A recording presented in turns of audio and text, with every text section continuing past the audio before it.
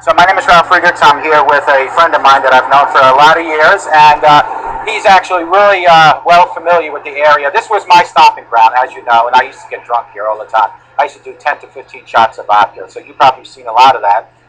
How do you feel about the neighborhood, and what do you think we need to do to change? We need more guys like you to try to talk to them so they can start changing. Because there's too much drinking here.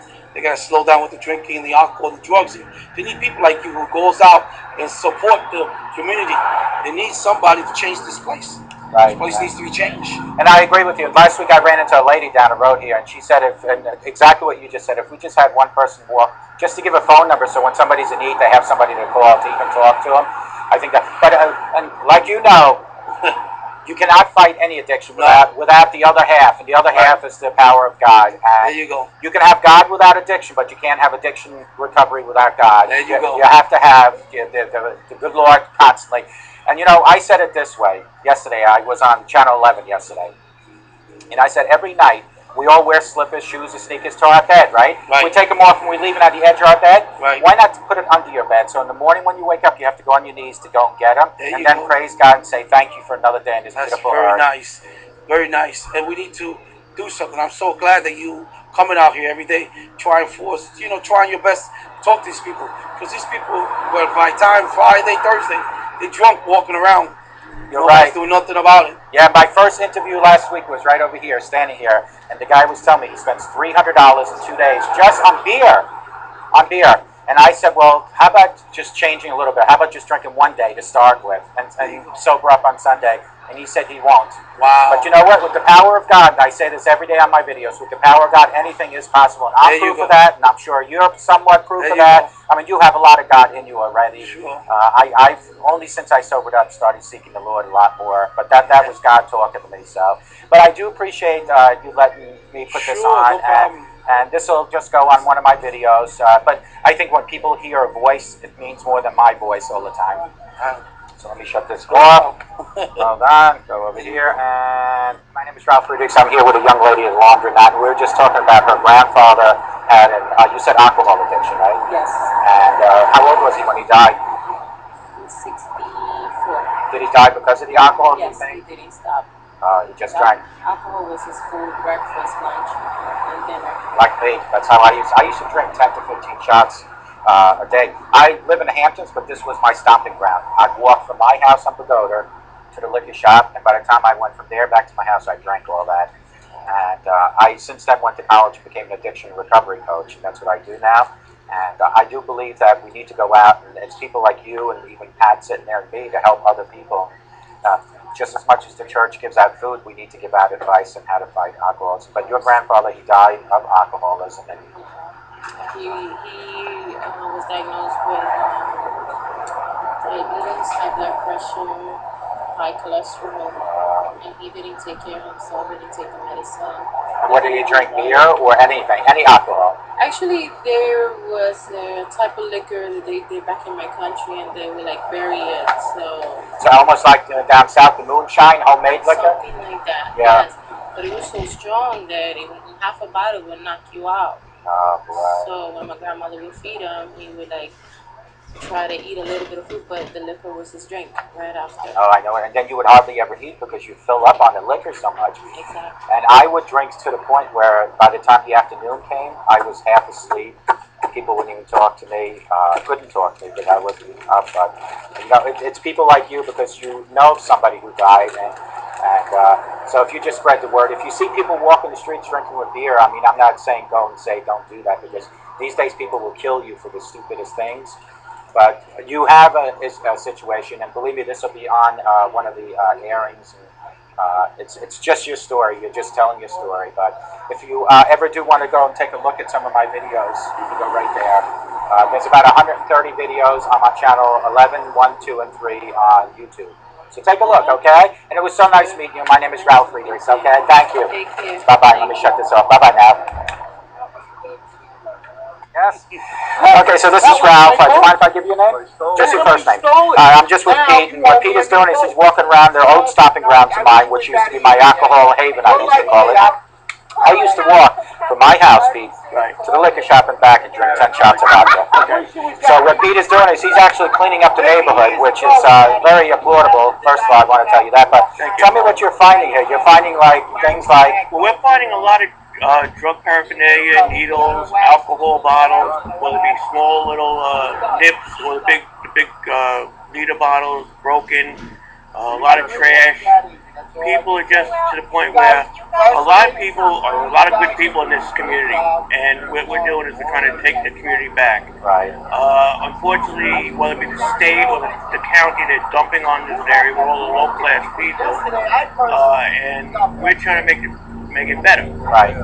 There's a group of us, about 3 people. We've been doing this since March, and we're trying to get more people involved. Now, the local Boy Scout troop came down to the village hall one time, says, "Oh, the Eagle Scouts need projects and this and that." We went up to the village, we gave them the information. We haven't seen a Boy Scout since the village meeting. Wow. We're trying to get the younger people involved, but they don't want no part of it for some reason. You know, one of our local merchants who just opened up a barbershop in town, he says, "I'll get people," and I gave him the information.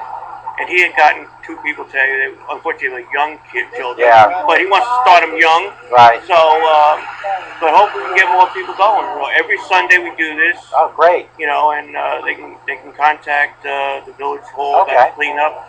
You know, just volunteer. It's on a volunteer basis. It's on a volunteer basis. Usually we start around 8:30 in the morning, and we're done. Thank you. And we're done around 10:30.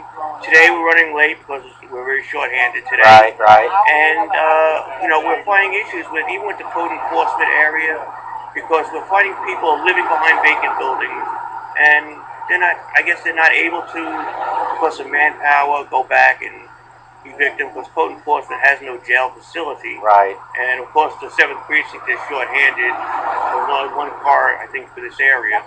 So, you know, they should... and of course, your job would be a lot easier if we had a better way of fighting addiction in the first place. Right. I mean, because then you wouldn't find the things you're finding. I think also too that the state has to say, well, and I don't want to put the blame on the people of the community, but a lot of people here have second places because they bought when it was very cheap, and they're using it as rentals, and the state's going after those people who are like, "Oh, we'll give you $1,000 to house this family there, Section 8 or welfare or whatever," and you know, and it comes in all denominations. Yeah, it's not just one type of person. No, you know, of course. It's all people. It's all to the and a lot of people, you know, whether because of the layoff, which I was a victim of back in 2010 with the crisis, they can't get a decent job again or whatever. You know, they're finding other ways, and they're giving up. And we're trying to get it so people don't give up. Right. Well, you said it. It's the don't give up attitude, because once you give up, you gave up, and that's pretty much it then. But, you know, it's people like you that are really helping the community. Well, I really appreciate it. I really wish that my job, on my end of it, I don't know if you're aware, I mean, Pete and I go back a lot of years. Right. I've always been involved with eyeglasses. It's been my life, but I just recently graduated from a university also. Now I'm a Master of Recovery Addiction Coach. Okay. And that's why I'm doing this. Okay. What I am doing is pro bono, trying to help people and giving them coaching, not just for addiction, but also for life coaching. Okay. And my thing here is to help them, because if I help them in the first place, you'll have less to worry about at your end of it. Right. So in conjunction, we kind of work together, me in the start and you at the end. Right. You know, and the whole thing too is maybe you come down to one of our village meetings. Yeah, absolutely. The next meeting is on the 14th. On the 14th? Okay, what time? 7:30. Okay. And if you come down, you can just walk to the table and say to Mayor Biondi, say, "Listen, I'm a resident of this area for thousands of years. I still have a home here. You know, I recently relocated. This is what I do. Can I have 2 minutes or 3 minutes to speak?" Okay, that sounds good. And then you can tell more about your program and bring some more flyers. Yeah, definitely. You know, and hopefully hand in hand, this will turn back. I mean, I know a lot of people sit here and say, like we went for a walk on the dunes when Hurricane Sandy first hit. One of the gentlemen was here. He says, back in the 50s, we had 30-foot dunes. Yeah, well, now you don't have, you know. And, you know, but after 10 20 years ago, you and I were thinner. Well, I'll tell you, I mean, like in 1970 when the dunes were 10 feet high, you should have done something then. It's like get down to nothing. Right. But my thing is, if you start now and try and help people, if you help one person, maybe that one person will help Absolutely. somebody else. And you know what, Pete was so right, because I say during every show that I do, there are two people that I'm looking to help. One, hopefully, it'd be whoever is listening in my audience, and I guarantee I help me. Right. Every time, because this is my recovery program for myself, and this is what I created. I mean, I do this on the weekends. You know, I'm taking away from my family, from my house. But you're going to be blessed from But God with I'm this. helping. Yes. I'm doing it because it's more the environment. You know, I work with lab animals. I'm an animal lab tech for a university, medical school, and I also did wildlife recovery.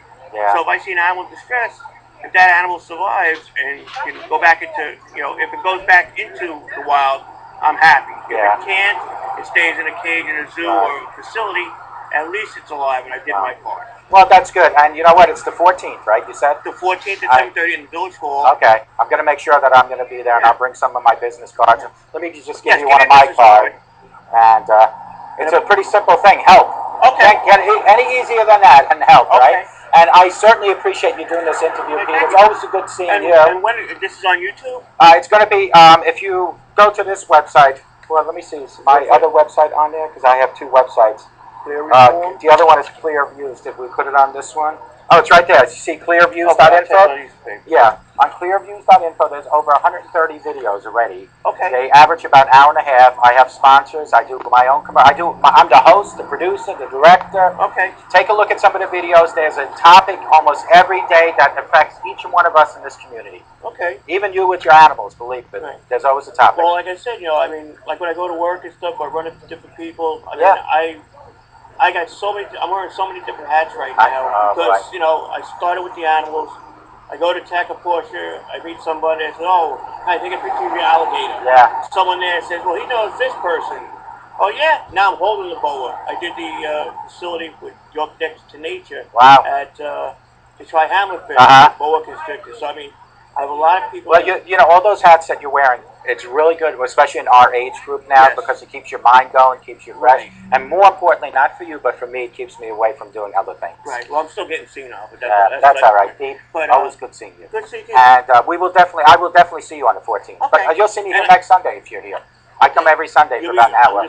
Yeah, I was going to start going to the. I know her. Well, next Sunday we're going to be over by Wave Press. We're going to be doing Wave Press. Maybe I'll stop over there and I'll catch up with you. Thanks, Pete. And what I'll do is I'll keep in touch with you email-wise. How are you? Yes, hi. That was you.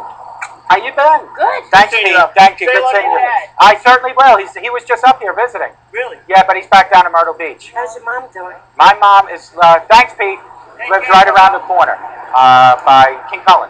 Oh, she's still over there. She was there. Yeah, so I moved. I live out in Hampton Bays, but I come back to my stomping grounds because I used to be a really bad alcoholic. And since then, I graduated from school, and I'm an addiction recovery coach. So what I do is I come down to my stomping grounds. Okay. Pro bono, I give any coaching to anyone that wants it for free. Okay. I'm going to give you, not for you, but if you know somebody. Sure. Give me some of them, definitely. I know a lot of people. Everybody comes to this fork in the road in life. You're either going to go to the addiction or recovery. I'm here to help go to this side. But it's not just for addiction. I do life coaching. I do all that. How's your daughter doing? Good? Your mother. How's your mother? My mother's I'm good. sorry. My niece is good. That's who you mean. Yeah, and your that was your father over there. No. And that's that was, my mom's husband. Oh, okay. But you know, I have 8 years clean. Good for you. How do you stay clean? AA or? Because I don't use AA, I use my own methods, which is channel 11, channel 1, 2, and 3 on YouTube every day for 2-hour videos. Good for you. No, mine is just I got involved with the community. Good for you, and I see that, and you know, I've known Pete for a lot of years, and that is really good. If you ever want to talk about what your bad past as far as your drinking, like I do, and there's no shame in talking about it, I can either do it on audio or on video, and you'll be seen all over, not just the country, all over the world. Really? Yeah, I have about 5.2 billion followers right now worldwide. Really? Yeah. Oh, I got to get in touch with you. Yeah, so get in touch with me. Let me give you my card. And get in touch with me. I would like to do that. And it doesn't have to be on video because a lot of people, for some reason, and you know, during my videos, I always said there's no shame. People will respect you more for coming clean and talking about it than if you're just hiding like I used to do in the closet. So if you want to, I can come to you with a video camera and I'll definitely put you on, okay? It's good seeing you again.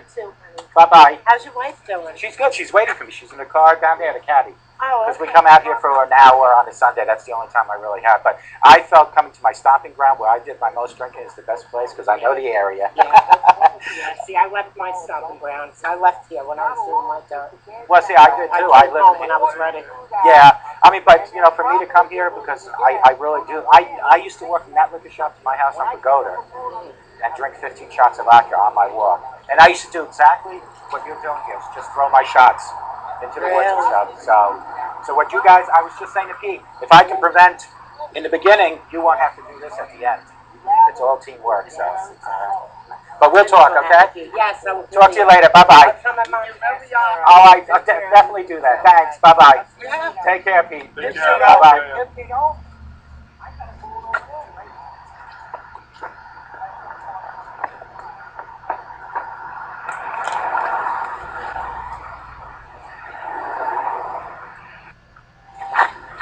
Yeah. Yeah, I was just talking to them. They invited me to speak at the next village meeting. So, yeah, I'm actually friends with a couple people there. And yeah, but yeah, so maybe at the 14th, 7:30, if you want to stop by. All right? Okay, thank you, Pat. You too. Hey, how you doing? Would you mind if I give you one of these? I'm just trying to help the neighborhood fight addiction recovery from drugs and alcohol. If you know anybody, including yourself, I do it for free of charge. I'm an addiction recovery coach. Everybody faces a fork in the road, either addiction or recovery. Good for you. Have you beaten it? Pretty much. Yeah. Every once in a while you still do? It took me 16 years to do it. You know what? It's never too late. I always talk about the book of life. It's the last chapters that are most important in your life, you know? So, good for you. If you know anybody, pass that on, okay? Well, thank you, sir. Appreciate it. Oh, yeah, let me give you my direct business card, too, then. That'll probably help you even more than that flyer. Hey, got back from Florida. Oh, okay. What, does she have, alcohol issues? Or both? A little bit more. A little bit more, huh? Is that bad? Yeah. She's been going to the meetings. I don't know how sincere she is. I mean, I love her, but I got no respect for her. Now, did you use AA, too? Because I tried to use AA. I use prison. Oh, okay. I used the prison my own life, but I tried AA and it didn't do anything to me. I had to come up with my own way of... Pretty much, I mean, I still drink beer. Right. But that's it. I'll never touch. So I've been getting my whole life. Wow. And it took me 16-year prison sentence. 16 years? Wow. Say, what the fuck am I doing? Because it was my 16-year prison sentence. Wow. And I'm still fucking fighting with bullshit. Not with that, with them. I just got fucking extradited for an apology. I got fucking slammed in Florida. For an apology? Yeah, they extradited. My life was good too. I just got out in 2012. Wow. At 54 years old. And my life started falling into place. I was doing good. And they claimed I didn't try and get my probation with Florida resolved, and I did. We showed up in February. They came and put the bracelets on February. I was on federal probation the whole time I was here too. Jesus. And they extradited you all the way down to Florida for that? 3 weeks in the county jail, a week to get the fuck there in the doghouse, then 3 or 4 weeks in the county jail there. And when I finally got to probation there, they says, "Oh, Mr. Toro, we're really sorry that you got caught up in this bullshit, but it's right there to try to get this matter resolved." Wow. Because it's one of the first things my federal PO told me to do. Wow. And he off bench warrants and all this shit. And that's all you got as an apology? Yeah, and it ruined my fucking... It ruined me. I just got back 2 months ago. 5 months. So now you're probably looking for work and all that again, and... Wow. I'm all fucked up now. I mean, you know, I live around the corner. I'm going to be at the village meeting on the 14th, talking about addiction, but if you on Sundays volunteer to help clean up the streets, you can get your way into possibly working for their maintenance program, because I know they're looking for help. You know, the construction maintenance and cleanup, they are looking for help if you go down to the village hall. Just ask them, but, you know, I'm saying this with respect. I don't know what their criteria are for background. That's all I'm saying about that. You might want to just check into it. But I happen to know some people here. I ran for trustee years ago here. My name's Paul. Right now, my head's up my ass. I'm trying to get my old lady's phone. Yeah. All right. Too much to think about. On there? Yeah, my number's on there. Give me a call. On that piece of paper I gave you. Yeah. Both my websites, over 130 videos, show your niece. You said your niece, right? Yeah, Yeah. My sister's daughter. Yeah, show your niece some of those videos. It talks about everything. Well, what I'm going to do is I'm going to pass it on to my sister. Okay. My niece is already robbed up for about 40 grand. Wow. She's young. She's 22. She's a gorgeous kid. She looks 17. And she's fucked up. I tried to talk to her. You know. And Right. like my sister just asked me to put her extra vehicle on the road, Jeep, which I used to use because I was driving without a license before, and I won't do it now because I'll go back to Florida. Yeah. I'm on parole now with the fucking state. You don't want to do that over. Okay, and I really don't want to do time in Florida again. Yeah, you use public transportation, bicycles, well, whatever. Over here it sucks. Yeah. That's my biggest fallback. To get a bus here on this road? Yeah. To get it to work, I'm in construction. Yeah. You know, it's... You have to drive to the site, pretty much, wherever the site is. That, or I used to use the Jeep and go to the train station because I would work Manhattan. I would take a 2-hour trip. Yeah. 2-hour trip back. I didn't give a fuck. And you don't want to take a cab up to the trains? It's like $6, $7 bucks. Yeah, but it's by the time you figure that in and you figure in the cost of the trains. I know. You know, even if you're making $150 a day. It adds up at the end. A train alone is like $4.80 a month. It's $22. If you get the monthly ticket, it's not that bad. It's like $12 each way. Yeah. So it's $24. The cab, you know, you're doing $34, $50, $44 a day. Yeah, if you're making $150 a day, it's not bad. Right. I don't care. Because after 16 years, my friend, I don't give a fuck. I don't look to live extravagant no more. I did that already. Right. You know, I'm just looking. It's nice not to use sandpaper or toilet paper. Yeah. You know, it's nice to fucking be able to pay my bills. I just came back. I got to go back to social services. Wow. And I haven't did that route since I came back. Yeah, you got a lot going on right now. It is what it is. I mean, I'm a survivor. Yeah, you take one day at a time. And I'm doing a fucking job down on Montauk Road, Montauk Drive, whatever the fuck it is. I just put up a shed. I'm making it into a sauna. Yeah, maybe you can even put up like a little flyer up in there. And have I had flyers. There was another dude that lives around here who's straight as a boy, never fucked around. But he's like really unreliable. Yeah. I paid for her, my old lady to get a license, but she's her ass up her ass out. She's got 4 kids. Wow. She's 54 with 2 twins as well. She started raising mine. And you know, I paid for her license. I figured, all right, if I'm working on the books, I can get talk to one of my relatives and probably get a truck on loan. But then would that be a mistake too? Because she is not a complete angel. Yeah, yeah.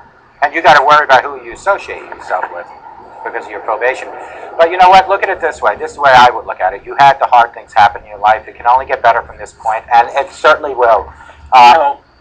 Listen, if you get a chance, stop down at the village and just ask them, because I know they need people just they pay to clean up this. Where is the village? Do you know where that little gas station is? Yeah. Right across the street. Yeah, right across the street. Just stop in there and talk to them, okay? I will. Nice meeting you. Take care, sir. I hope everything.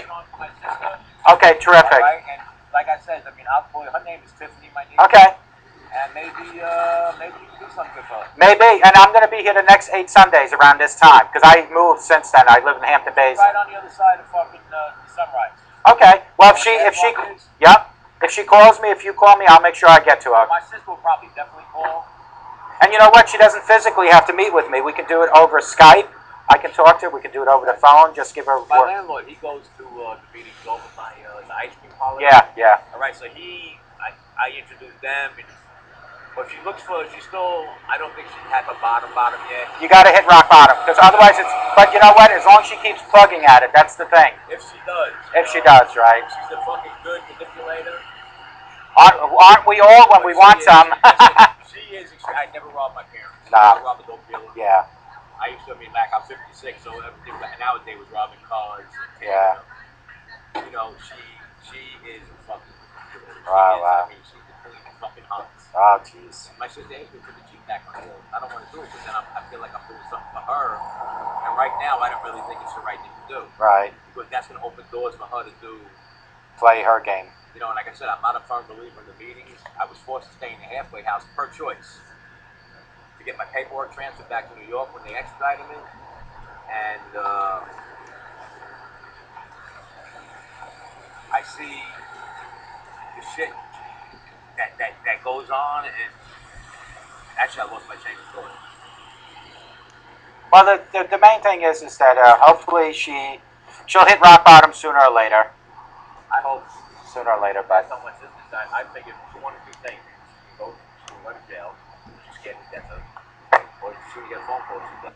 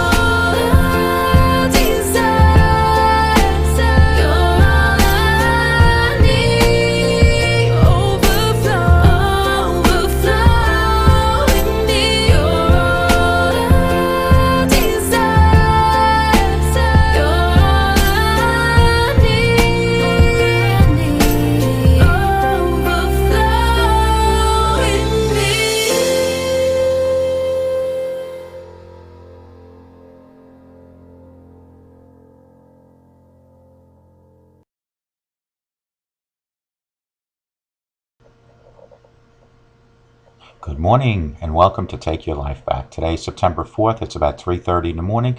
I just want to share with everyone something this morning. I saw a demonstration maybe about a month ago in reference to our dark side and the power of prayer. If you continuously pray over and over and over again, things will eventually become clear. Although a lot of times when we pray to God, we don't get answers right away. But if you continuously pray over and over, things become clear. So the demonstration involves this bottle, and if you see, the inside of this bottle is all dark liquid. That represents our dark side. And this cap represents our limitations. So we as a human, which is the bottle, have limitations, which is this cap. So what I'm going to do is I'm going to put this bottle into the sink, and we're going to do a demonstration. So let me put that there. I'm going to turn the camera around so that everybody can see it. And hopefully you folks can all see it now.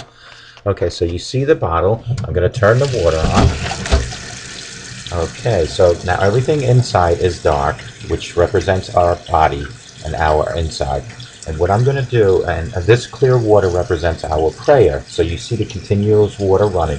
I'm going to now, as the prayer, as we're praying, I'm going to lift our limitations, which is the cap. And we're going to slowly add our prayer to this. We all go through dark times. I mean, I've had some dark years. I just didn't understand everything that was happening. I'm going to admit it that I'm not a super patient person. I tend to want answers right away and know what's happening and what I can do to solve it. I don't like not being happy and confident about things. It's just not who I am. But when I get down, it takes a lot for me to get back up.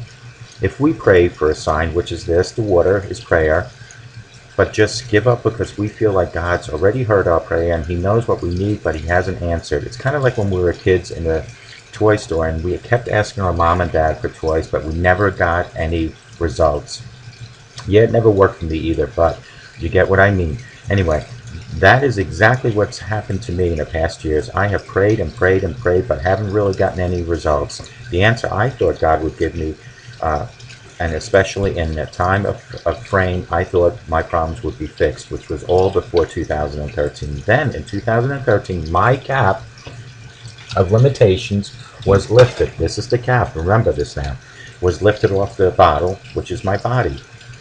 Here is where I will just show you how that worked for me. So basically we all have dark sides, which is what's in the bottle, was in the bottle. We are facing, and we take the limitations off our mind, which was the cap I lifted. Don't limit what He can do, because we have to just trust in the Lord. That sometimes even after we pray and we just give up, and it is often why we get defeated. However, even though nothing has really changed, we just keep praying. That's the prayer, the sign of the prayer, the flowing Lord. Just keep praying and never ever give up praying. And if we do that and devote ourselves completely to the Lord, He will pull us through. The dark times will go away, and we just have to be patient. I know it's hard. Being patient truly is a virtue. But by never ever giving up on prayer, it's going to show you that God will eventually answer all your prayer. And the more we pray, which is this water going into the bottle, one day everything will become clear. You see how clear this is now? That is the power of prayer. Folks, I think that demonstration says it all. If we had a bottle which represents our body, and the bottle, everything was dark on the inside, and the water coming out of the faucet represents the prayer, day after day after day, just keeps adding to the darkness which was in the bottle. Eventually all that prayer has to turn what was dark inside this bottle, which is our body, has to change and become as clear as this water in here.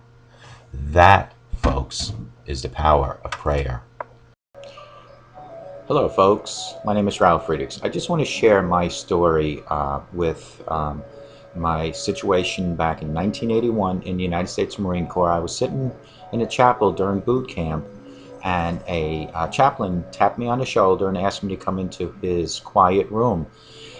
As I was walking into his quiet room, I had no idea what he wanted from me. It was then that God was setting my life in motion.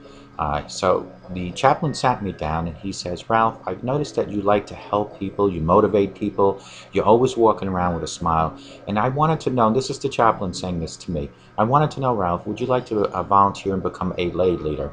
And of course, I had no idea what a lay leader was. So he explained to me what a lay leader was. It's somebody that is a liaison between the recruits and the chaplain. So when the recruits have issues, problems, or anything like that, they go to the lay leader, and they go to the chaplain as the lay leader to let the chaplain know of the situations that are happening.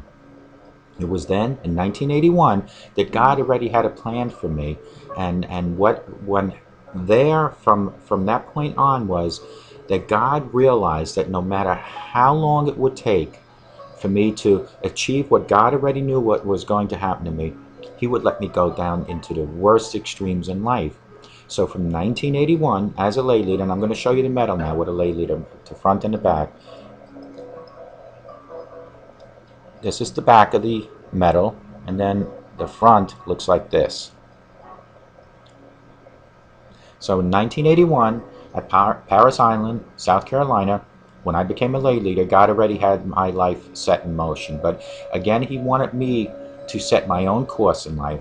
So I went down the years and the course of my life and did some of the worst things possible to my own body through alcoholism. God already said to Himself, well, I'm going to wait for Ralph to get close to hitting rock bottom. So from 1981 until 2011, which is 30 years, God came to me again and He said, Ralph, are you ready to continue helping other people? That's when I formed Mastic Beach Outreach 2011, and what that was is for older people and mentally and physically challenged people, that my wife and I would help them by giving them clothing, food, possibly, like in one case, tires for someone's car. And so God said, okay, he is getting better, but he's still not ready to do what I really wanted him to do. So in 2011, I continued my alcoholism to the point of 10 to 15 shots a day. As time went further, 2 years down the road, it became worse and worse with my alcoholism. In 2013, God finally put His big hand on my head and says, are you ready now? That is when I hit rock bottom. June 22nd, 2013, I reached out and I finally admit that I had an alcohol problem. It was then when God lifted me up and set my life in motion for today, September 2nd, 2014. So from 2013 until 2014, I continue educating myself and you, others, through my websites, through my videos on how to battle with addiction. And God saw this, and He said to Himself, Ralph is still continuing helping people. So in between 2013 and 2014, as time was going by, and I proved to God that I was really reforming myself, that God introduced me to Dr. Luis Gonzalez. I had been toying with the idea about becoming a substance abuse counselor until I ran into an article about recovery coaching. So I thought it was very ironic that God had planted Dr. Luis Gonzalez from Starting Point, that's StartingPointMN.com, 844-414-8444, into my life. Dr. Luis Gonzalez gave me the educational programming to turn me into a recovery coach. So while I was training for Dr. Luis Gonzalez to become a recovery coach, and today, my father comes from South Carolina to visit, and we're looking at my shrine, which my wife calls a shrine, which is all my Marine Corps ribbons and medals. And my father asked me, Ralph, what is this medal for? What is this particular medal for? And I then said to myself, here's where it all came together. I finally realized what that medal stood for and how it influenced me in my life. It was back in 1981 that God knew already that I would eventually, towards the middle or 60% of my life, be out to help other people, to continuously help people, to motivate people, to coach people. So it was from 1981 to 2011 that I ran my life to the ragged ends, to the pit of the worst. And then from 2011 to 2013, even worse than that.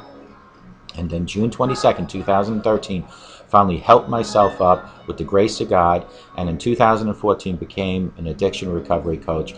And all that epiphany came to me due to my father asking me what this stood for. This particular silver medal, when he asked me that, it all finally came together, that God had bigger and better plans for me. And this is what I'm telling you, folks. There is a plan for you. No matter what the plan might be, you don't know what it is, but there is a plan for you. It's just a matter of you figuring it out. So why don't you let me help take your life back? Thank you. God bless you, and have a sober day.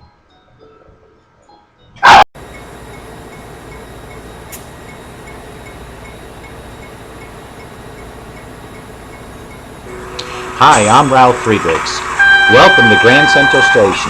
The train to be here any minute, so if you're ready to get your life back on track, hop aboard. Let's go to www.clearviews.info, where I'll show you how a sober today can make a better tomorrow. If you're ready to get your life back on track, hop aboard the train coming in about 2 minutes. Thank you, and have a great day. www.clearviews.info.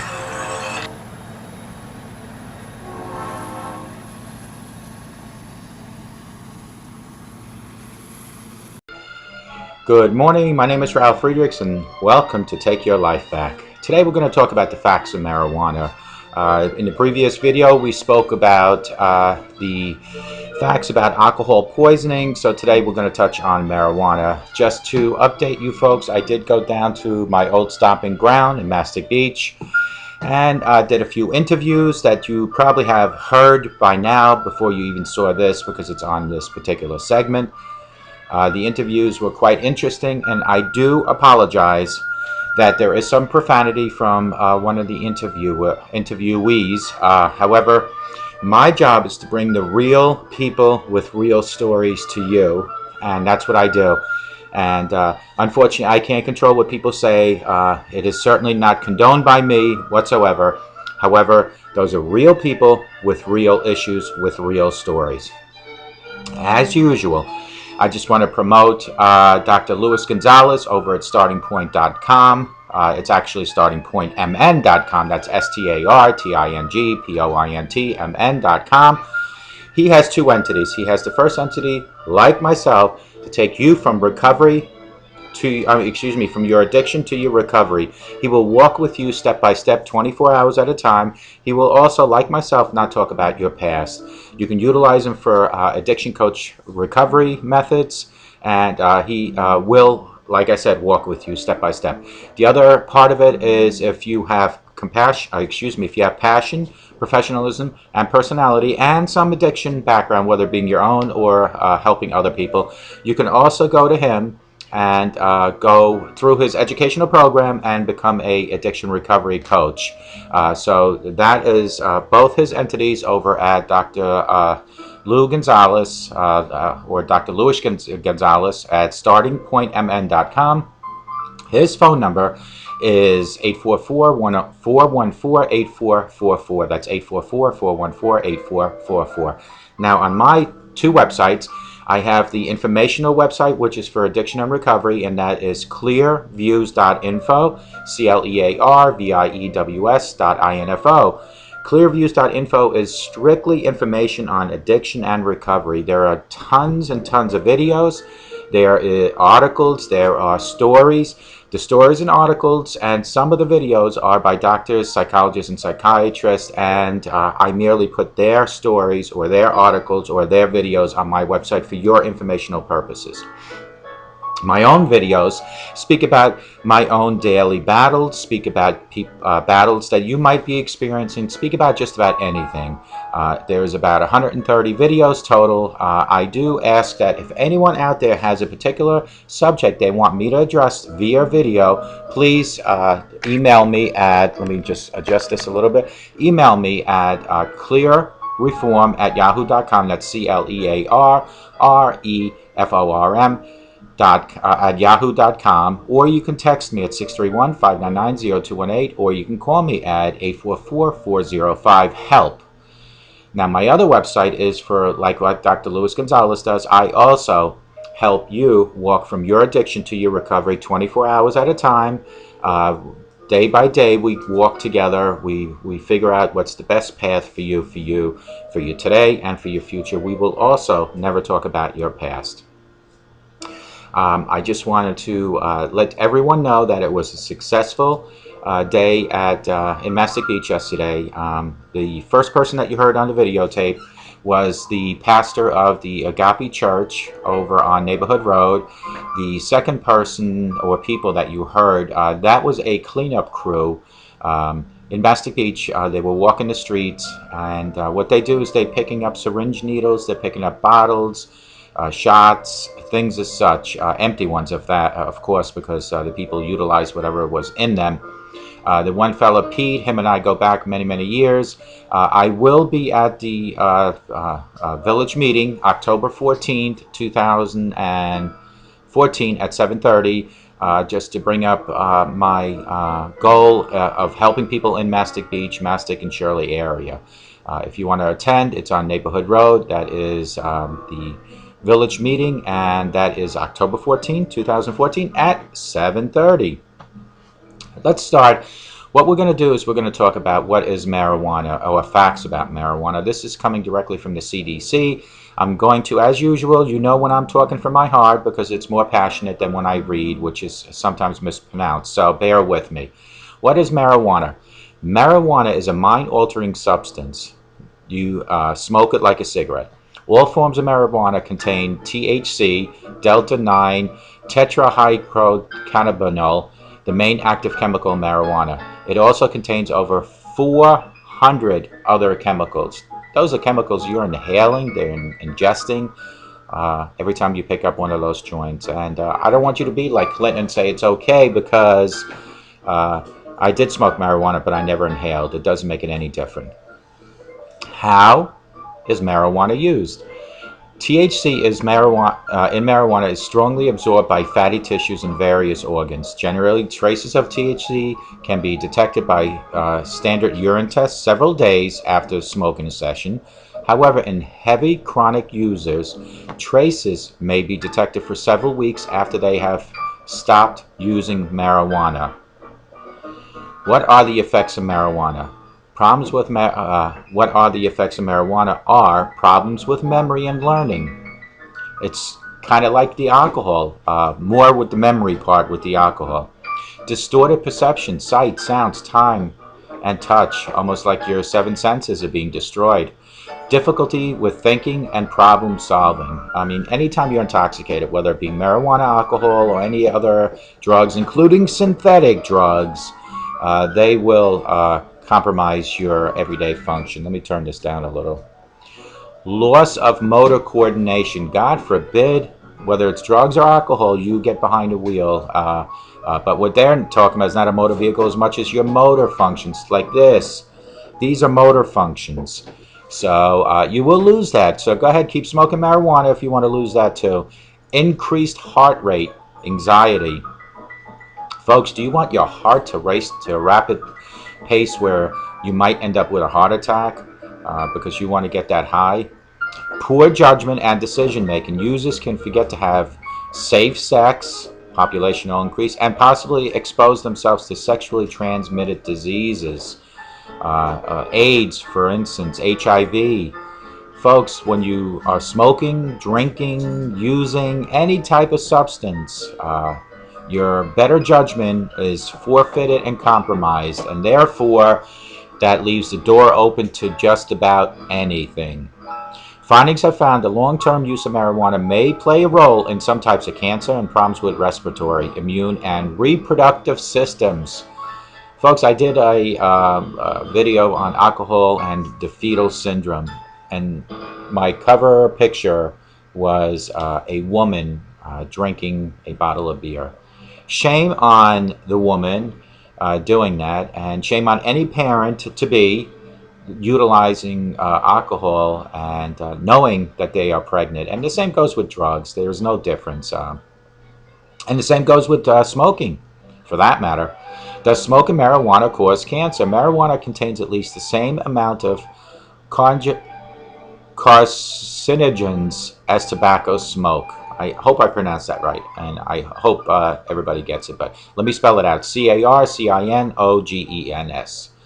What are the physical effects of smoke and marijuana? Now, this is going to be interesting. Marijuana smokers often develop chest problems, including coughing, just like cigarettes, and wheezing, just like cigarettes.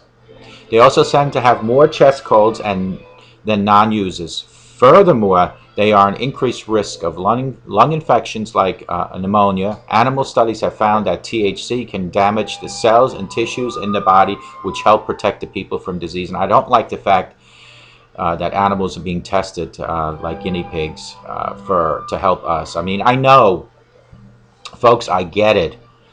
Something has to be done to help the humans, but I am so against animal testing. I'm against wearing fur, but we all have our own opinions about that.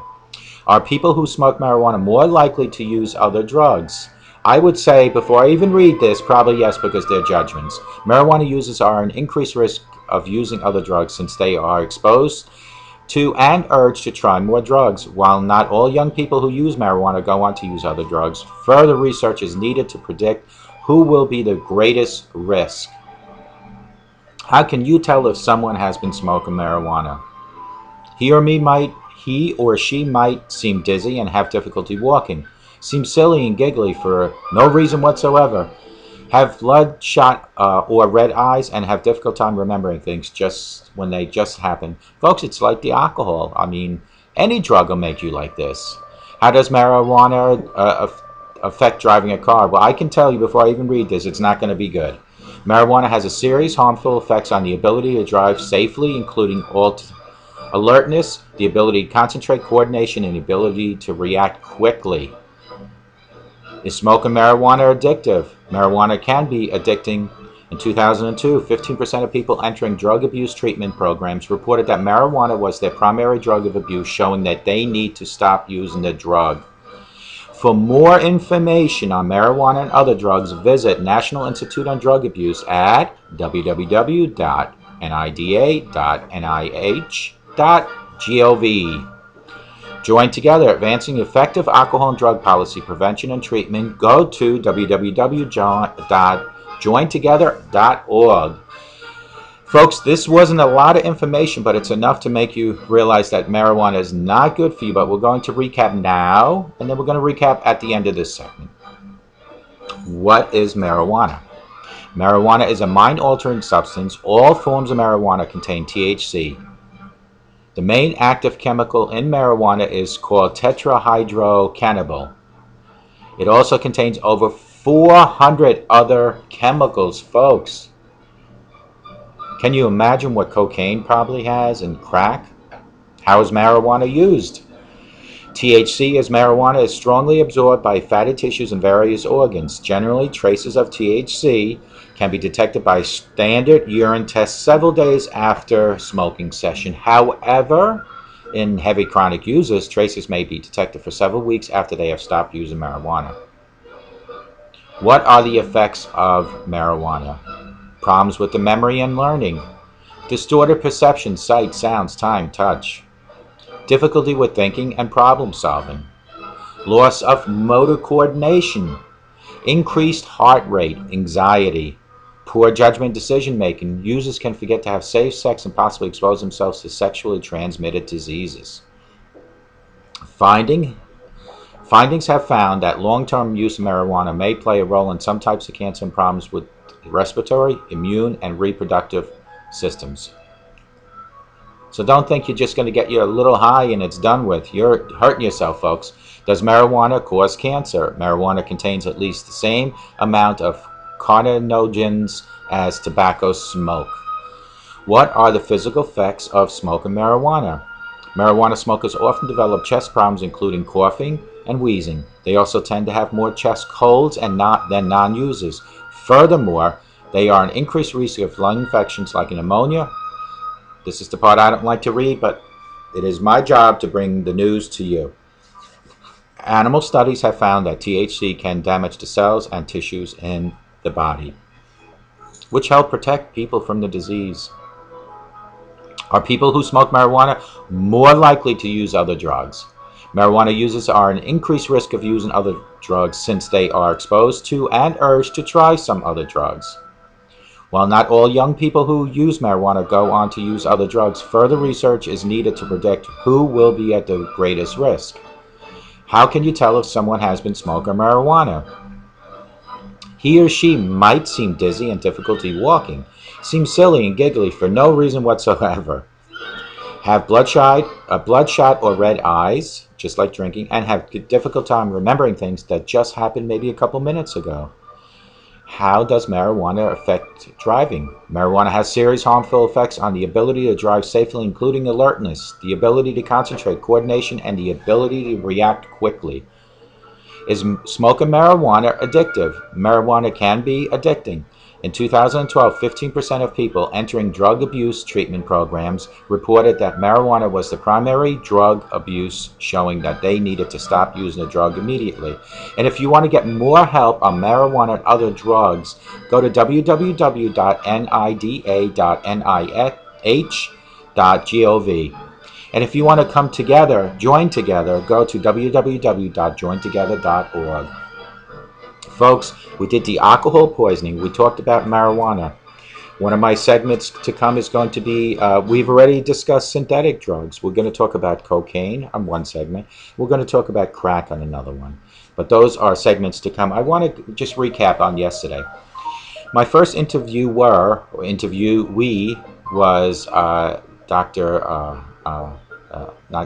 pastor from a church on Neighborhood Road in Mastic Beach. And what he had said, because I asked him, what do we need to do to clean these streets up?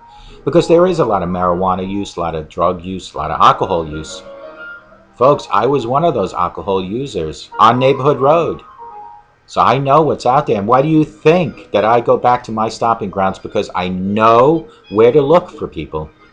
Where do people, and I'll tell you, there was an older lady, her name is Pat, and she is friends with my mother, and she knows where all the people are doing their alcohol and drugs.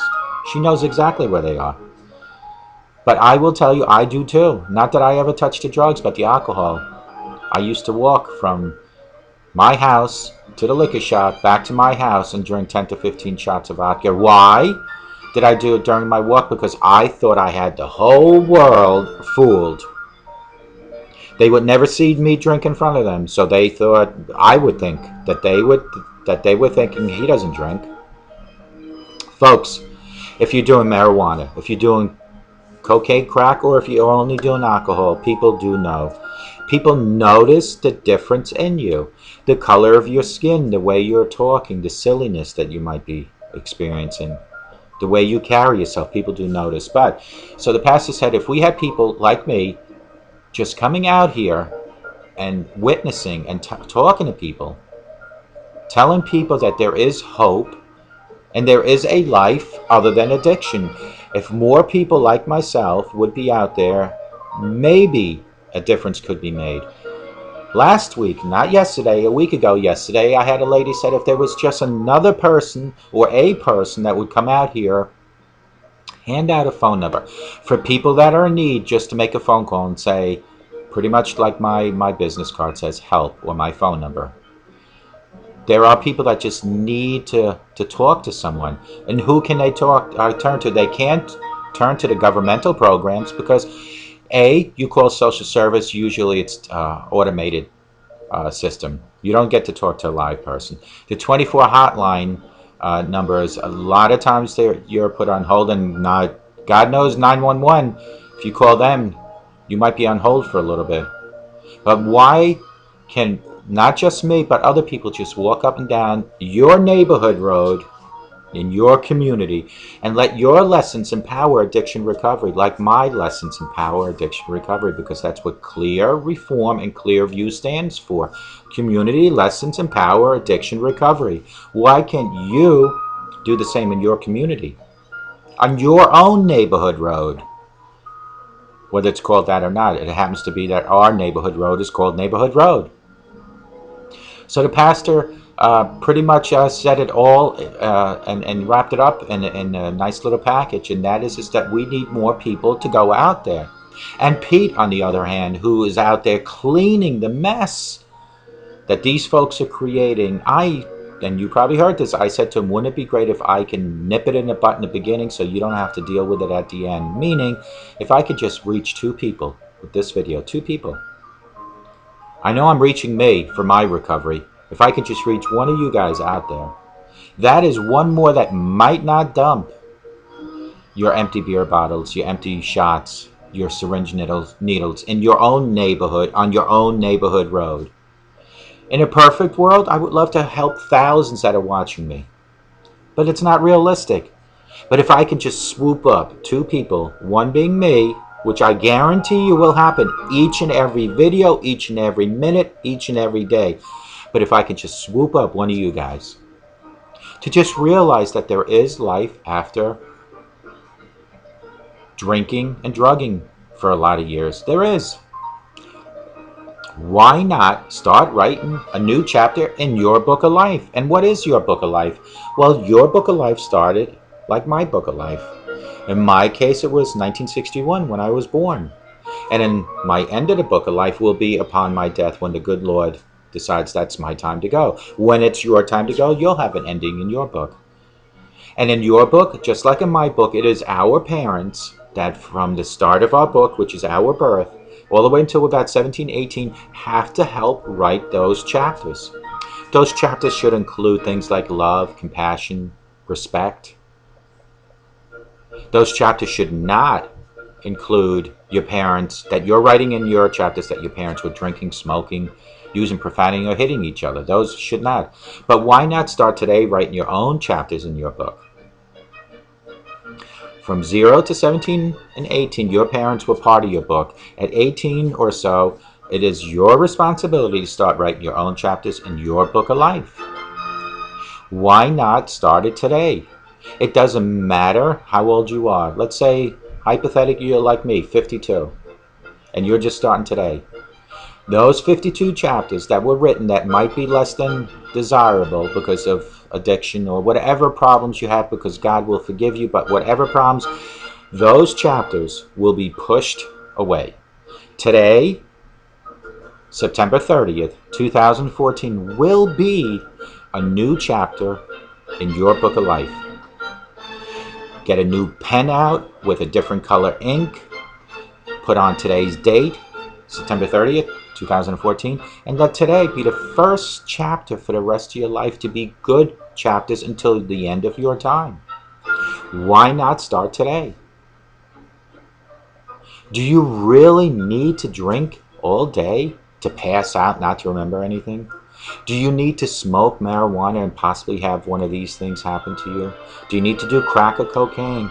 And if you do answer yes, why? What is the reason why you have to do that? Is it because you are afraid of the unknown like I was when I hit rock bottom June 22nd, 2013? Because if it is so, I understand. I've been there. I've done it. I get it. But the unknown is so excellent to tackle once you can get past the first 48 hours of sobriety. Yes, the first day, 2, even possibly a week for some of you guys might be the worst in your lifetime. And yes, you're going to probably want to give up, but you have to be strong here. And you have to reach out to your higher power. You cannot fight addiction without God. You can have God without addiction. That's no problem, because God's the most powerful thing in the world. But you cannot have addiction or fight addiction without God. So if you're ready, September 30th, 2014, today, why not start today rewriting your chapters in your book of life? Your chapters might have included lots of drug and alcohol, might have even included domestic abuse, might have included some criminal activities. Folks, it's never, ever too late to change, as long as you never, ever give up on yourself.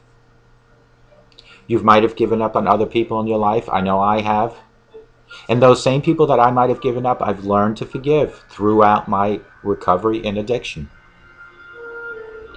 As you sober up and time goes on, you will learn that a lot of the things that you might have thought and hated another person for, or thought that it was their fault, that you might have even helped create some of those issues. The reason you don't remember is because you were too intoxicated. Sure, there are people that you might have ill feelings because you feel that no matter what you've done to be good to them, they've done nothing but hurt you. Learn to forgive them and move on. And I don't want you to forgive them for them. Forgive them for you. Because as soon as you release that out of your system, you can move on to a new chapter in your book. A better chapter in your book. And then when you breathe in and you breathe out, remember that the good Lord has given you that opportunity to breathe in and breathe out. Because somewhere in this world, somewhere, there's at least a couple of people that have taken their last breath forever. Learn to forgive, not for the people that you're learning to forgive, but for yourself, to release that. Start today, September 30th, 2014. Rewrite your own chapters in your own book. How do we do that? Well, there's two factors in this equation. Factor number one is the fact that you, yes you, need to finally admit you have a problem and stop denying it. Fact two is that you have to reach out to your higher power, no matter what. If you feel that you have finally hit rock bottom, today is the best day to start doing it. And if you think you've hit rock bottom and you do reach out to your higher power and you are that you're not denying it anymore and you do have a relapse in a week, don't worry about it. Dust your knees, pick yourself up, take your self-inventory, and move forward again. Start all over, because you just gained some sobriety in your life. Never ever go back into the old alcohol abuse or marijuana abuse. Never ever. Just keep moving forward. I had 6 or 7 relapses before I finally hit rock bottom to a point where there was no more relapse. Because I reached up and God pulled me out because I asked him for guidance and direction. And I really, really meant it then. Because I knew I could not direct my own life anymore. So with the power of my own strong will and the power of God and the power of the support of my wife, Casey, I have been sober. I can't even tell you how many days anymore. I think I'm over, I don't know, 500 and something maybe. It doesn't matter how many days for me. What does matter is that I'm sober today for the 24 hours. And then I think tomorrow about the same. I don't think about the past anymore. I don't think about the hurt that I've caused. Not that I don't want to think about it, it's because I need to start moving forward. If I start worrying about what I've done in the past, that might cause a relapse. I will never forget what I've done, but I can't worry about it anymore. When I reached out to God and I asked for guidance and direction, it was then that God forgave me. And that's the only person or the only situation that I need forgiveness from is God. I know in AA there are one of the steps that say to go make amends. And you know what, folks? I believe in that. I get that also. But you have to pick and choose who you make amends with, because you might pick and choose the ones that might even cause more grief, that might cause you to relapse even further. So if you're ready to do this today, let's look at different methods. We have AA. AA has the 12-step program. Once you become once you start tackling your sobriety, you do the 90 meetings in 90 days. You show up in a classroom atmosphere, whether it be in a church, a YMCA, or AA center. Sit in a group, talk, chat. I tried that. I get it. They've been around for a lot of years and they've helped millions of people. But it was not enough for me. I needed to be more actively involved. And that's when I created clearviews.info. That is a website purely to give you information on addiction and recovery. So when I created that, my mission started and is continuing as we speak. And that my mission is to help you, because then you help me. When I talk about the facts of marijuana, I'm thinking about marijuana. and how bad it is. When I talk about alcohol poisoning, I'll remember how bad alcohol poisoning, how it could have killed me at least 3 or 4 times. When I talk about people have accidents because of drugs and alcohol, I remember that because I've had 2 accidents, not because of drugs and alcohol. One was because in the Marine Corps in 1983, Beirut, Lebanon. The other one was an accident in Alaska. However, these are all little triggers that I will always refresh my memory of why I am sober and why I want to continuously be sober. So try my methods. Text me at 631-599-0218. Ask me about my methods. And let us discuss what is best for you. Is AA good for you? Are my methods good for you? Or maybe we'll even talk about how severe you are. Do you need to go to a treatment center? And if so, how many days do you think you need to go? 30, 60, 90 days. And depending on what you choose with the treatment center, we need to discuss, do you have insurance? Are you on Medicaid? If you have no insurance and you have no Medicaid, can we maybe find a state functioned or a state-sponsored rehab center that'll take you at pro bono, at no charge? We can do this all together. And this is advice I'm willing to give you for free, but you need to reach out to me. Text me at 631-599-0218, or you can call me at 844-405-HELP, and we'll talk about it. So you have at least 3 methods, and you can go and jump around. You can go to the treatment center for 30 days, come out, go to AA and do mine, or vice versa, and go to the treatment center. But all those have to have 2 goals. Goal number 1 is to include your higher power, to include God, to include reaching up and saying, I cannot handle my life alone, because you obviously can, because you've gone to this point. You've come to the fork in the road between addiction and recovery. Your fork in the road, you need to make a right and go to recovery. So you need your higher power. And number 2 is you need to want, more than anything in the world, to seek sobriety, because all methods are shooting for the same thing, and that is to continuously seek sobriety, whether it's alcohol or drugs or whatever. Those are the things you have to do. So you have the methods. Start and write the new chapters in your book of life. September 30th, 2014. Use a new pen. You've learned, hopefully, from your chapters that were less than desirable previously. You might want to go to some people that you've heard when you know that these people are not going to be agitated even more by going to them. So you need to pick and choose on who you speak to. And you want to, more than anything in the world, want to start being a good role model. Whether you're the household representative, or how should I say, if you're going to be the role model of your house, how do you carry yourself? Are you continuously going to smoke, drink? My cat must be around. Smoke, drink, use profanity, and start hitting people in your own home? Or today, because you're now going to start seeking sobriety, maybe starting today, let's start being a good role model, shall we? If you need to smoke, do it outside the house. Obviously, if you're going to seek sobriety, you shouldn't have to worry about the drinking part. But let's say you're not seeking sobriety and you just want this particular segment just about how to be a good role model. These are the 4 things not to do, ever. You should never smoke in front of your children. You should never drink in front of your children. You should never use the foul mouth in front of your children. And you should never abuse anyone mentally or physically in front of your children, or ever at all. So these are the 4 action plans for those 4 items. If you need to smoke, go do it outside the house. If you need to drink, you do the same. Do it outside the house.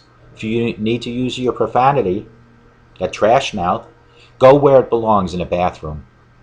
Right in the toilet. That's where that profanity belongs. And if for some reason you need to physically abuse a person, you need to seek help via counseling or therapy.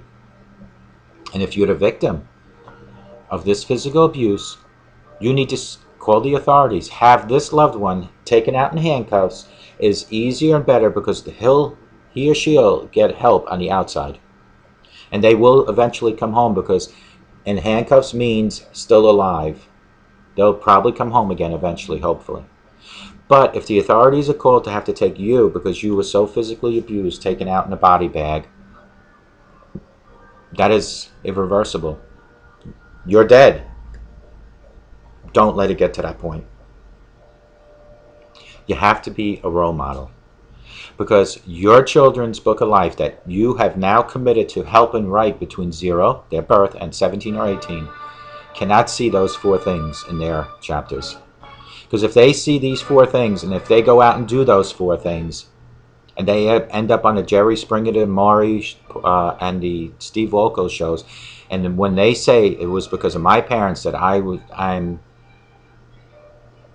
hitting people, I am using profanity, I am an alcoholic or a drug dealer or whatever, they're going to blame it on the parents. Then you know that what I'm telling you right now needs to stop. But it'll be too late then. So if you stop those 4 things now, and you add a few other things into your home as the role model, so that your kids see this on a daily basis, those chapters written by them in conjunction with you will be better. Those things should definitely always include family dinners. I know and I get it. We are, as a society as such, in a fast-paced world where economically financial strains are upon us, where mother and father have to work. However, most people don't work on weekends, so why not have Friday night, Saturday night, and Sunday nights, dinner nights, family dinner nights? A family dinner night becomes a forum of communication at the dinner table, and you might pick up on little things that your children are talking about that might alert you of something going wrong, and then you can nip it in the butt now. The things in their chapter should include respect for each other. You should respect your children as much as you want your children to respect you. Those things that should be in the chapters of your kids' books should include love. Show physical love and verbal love. Hug them. Put your arm around them every once in a while and definitely tell them you love them. Those chapters in their book of life written in conjunction with you should include compassion, sympathy. They should not include the drinking, the smoking, the profanity, and the physical abuse. They should include all these other things. That way you are grooming and molding your child that when your child leaves at 17 or 18 and they go to the real world, they have a shield around them. Because if you don't do those and you just do the smoking, drinking, profanity, and physical abuse, if you do those 4 and your child goes out, they're going to blend right into society, because that is what society is all about. That is what society is about. So start writing your children's book, chapters in their book, as you're writing your new beginning, because the past doesn't matter. Let's forget about that. But if you still have children at home, and even if you're a grandparent, you only have grandchildren visiting, start today rewriting those chapters in your book of life. Starting today. And then this will all continue one day. Continue to be a sober life. Continue to be a good role model life for the rest of your life. Folks, let's touch base on this marijuana issue. Marijuana is a mind-altering substance, folks. So you need to stay away from that. The effects of marijuana are problems with memory and learning, distorted perception, sight, sounds, time, and touch, difficulty with thinking and problem solving, loss of motor coordination, increased heart rate and anxiety, poor judgment, decision making. You might even forget to use safe sex when you have sex and leave yourself open for HIV and AIDS. The physical effects of smoking marijuana, chest problems, coughing, wheezing. You have a tendency possibly getting pneumonia more than any other person. People who smoke marijuana are more likely to use other drugs. Marijuana users are at an increased risk of using other drugs because you're around people or around other drugs consistently. How can you tell if someone's been smoking marijuana? Well, they're going to be dizzy, they're going to be walking funny, their eyes are going to be bloodshot, and they might even slur their words, and they will constantly laugh about things that aren't even funny, and they will forget things that were just talked about a few minutes ago, like the Book of Life. If you're smoking marijuana, you probably don't remember that we just spoke about the chapters in our Book of Life. And I would hope to God that whoever's watching me is at least giving me the courtesy while I'm here trying to help you to put your alcohol away and take your drugs and put them away. How does marijuana affect your driving? Well, it will affect it, and it will become a lethal weapon. It might kill you, but more importantly, it might kill an innocent person because you're taking other people's life because of your irresponsibility of drinking and drugging. Is smoking marijuana addictive? Yes, it is. Marijuana can be addictive. In 2002, 15% of people entering drug abuse treatment programs reported marijuana was the primary drug of abuse, showing they need help to stop using the drug. Folks, for more information on marijuana and other drugs, go to www.nida.nih.gov and join together at jointogether.org. I'm going to make this a shorter one than usual today, but I just want to tell you that we need to rewrite the chapters in our Book of Life. We need to be a good role model. And tomorrow we're going to have a really good segment coming up, and I look forward to it. I don't want to reveal the subject yet, but I want you to know if you take these, let the sunshine into your heart and into your home, you will get nothing but positive results. Eliminate the negative people around your home, around your heart, and you'll have nothing but positive results. And remember, a sober today will guarantee you a better tomorrow. That I promise you. And if you believe what I'm telling you in here, it will become clear no matter where you are.